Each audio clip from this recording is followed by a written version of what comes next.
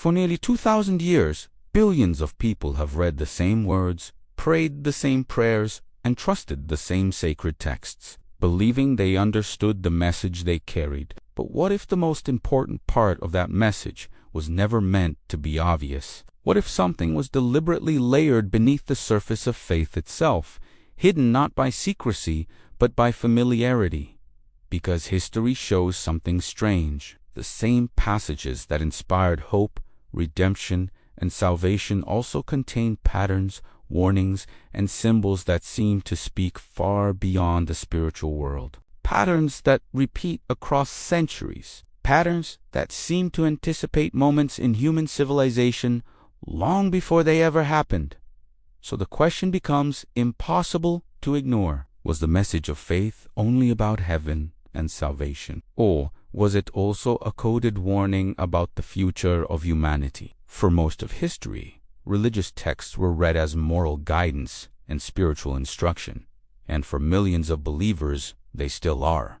But when historians, linguists, and biblical scholars began comparing ancient manuscripts, they noticed something fascinating. Because certain symbols appear again and again across different books written centuries apart, often by authors who never met, in places separated by vast distances, yet somehow describing the same types of events, the same cycles of power, corruption, collapse, and renewal. The book of Daniel, written during the era of Babylonian domination, speaks about kingdoms rising and falling in sequences symbolized by beasts and metals, while the book of Revelation, written hundreds of years later during Roman rule, echoes similar imagery when describing the future struggles of human civilization. And when these texts are examined side by side, a larger narrative begins to emerge, one that seems less like isolated prophecy and more like a long timeline of repeating human behavior. One of the most discussed passages appears in the book of Revelation, where a mysterious system emerges, described as a global structure where commerce, authority, and identity become intertwined. And the text suggests that participation in this system becomes almost impossible without accepting a specific form of identification or allegiance, a symbol that determines who can buy, who can sell, and who is allowed to participate in society itself. For centuries, readers interpreted this symbol in many ways, sometimes spiritually, sometimes politically, sometimes metaphorically. But something changed in the modern world that made this passage suddenly feel far less abstract. Because for the first time in human history, technology now exists that could make global identification systems, digital currency networks, and centralized control of commerce, technically possible on a scale ancient civilizations could never have imagined. But this is where the story becomes even more intriguing, because the biblical writers rarely describe these events in straightforward political language. Instead, they speak in symbols, visions, and layered metaphors. And historians believe there was a practical reason for this approach, because many of these texts were written during times of intense political oppression, when openly criticizing powerful empires could mean imprisonment or execution. So the authors developed a method of communication that allowed them to speak about power, corruption, and future dangers without directly naming the rulers of their time. Beasts represented empires, horns represented kings, numbers carried symbolic meaning, and those who understood the code could see the warning hidden beneath the surface narrative. Throughout history, many civilizations have experienced moments that seem to echo these ancient descriptions. Empires expand rapidly, centralize power, promise stability and order, and then slowly begin demanding deeper loyalty, deeper control, and deeper influence over the daily lives of their citizens. The Roman Empire once controlled trade routes, currencies, and regional governance across vast territories, creating a system where participation in the imperial economy required recognition of Roman authority. Centuries later, Other empires repeated similar patterns. Power consolidates, systems grow more complex, and eventually the balance between governance and control becomes dangerously thin. Now, consider the modern world. Global trade networks connect nearly every nation. Digital financial systems process trillions of transactions every day. Governments and corporations are experimenting with digital identity programs, biometric verification, and centralized digital currencies. None of these technologies are inherently sinister. In fact, many are designed to increase security, efficiency, and financial inclusion. But when viewed through the lens of ancient warnings about systems that tie identity, commerce, and authority together, it becomes difficult not to notice the parallels forming around us. This does not necessarily mean ancient prophets were predicting specific technologies like microchips or digital wallets.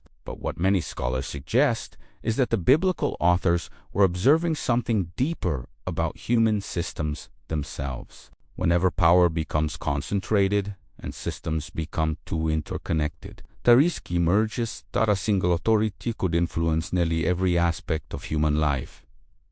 Economics, identity, movement, speech, and once such a system exists, the line between protection and control can disappear almost overnight. Another recurring theme in biblical prophecy is the idea that the most dangerous transformations in history rarely appear as threats in the beginning. Instead, they arrive disguised as solutions. Stability after chaos, order after conflict, unity after division. The promise of peace can sometimes become the doorway through which control quietly enters society. Ancient texts repeatedly describe moments when the world believes it has finally achieved lasting peace, only for that peace to reveal hidden costs later. This pattern has appeared many times across human history, from imperial expansions to political revolutions, where the initial promise of security gradually evolves into centralized authority. But perhaps the most overlooked element in these ancient writings is not the warning about systems or empires, but the repeated emphasis on awareness. Over and over again, the texts encourage readers to watch, to observe, and to understand the patterns unfolding around them. The message is not simply about fear or doom. It is about perception, the ability to recognize when history begins repeating itself in new forms. Because while technology changes and civilizations evolve, human behavior often follows the same underlying patterns generation after generation. And this is where the hidden message buried beneath centuries of faith becomes truly powerful. These texts may not be predicting exact dates, technologies, or governments, but they appear to be describing the structural vulnerabilities of human civilization itself.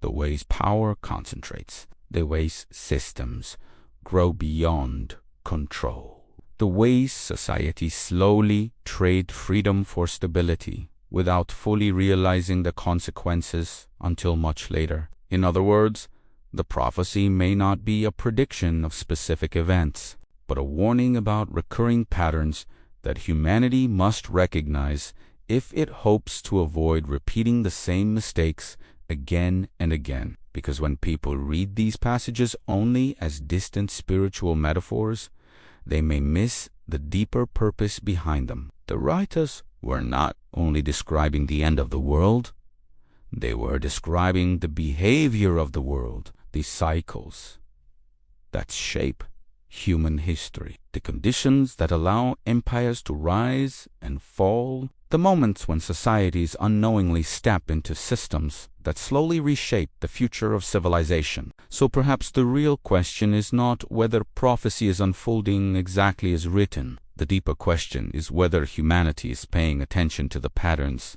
those ancient writers tried so carefully to document. Because if the warnings hidden in those texts are truly about human systems rather than supernatural then the responsibility does not lie in the hands of prophets or predictions. It lies with the people living through the patterns themselves. And as our world becomes more connected, more digital, and more centralized than any civilization before it, the old words written centuries ago suddenly begin to feel less like distant theology and more like a quiet signal echoing through time. A signal reminding us that the greatest dangers in history rarely arrive with obvious warning signs. They arrive when people stop questioning the systems they are slowly learning to depend on. And if those ancient messages truly were meant as a warning, then the signal is not about the past. It is about the moment we are living in right now.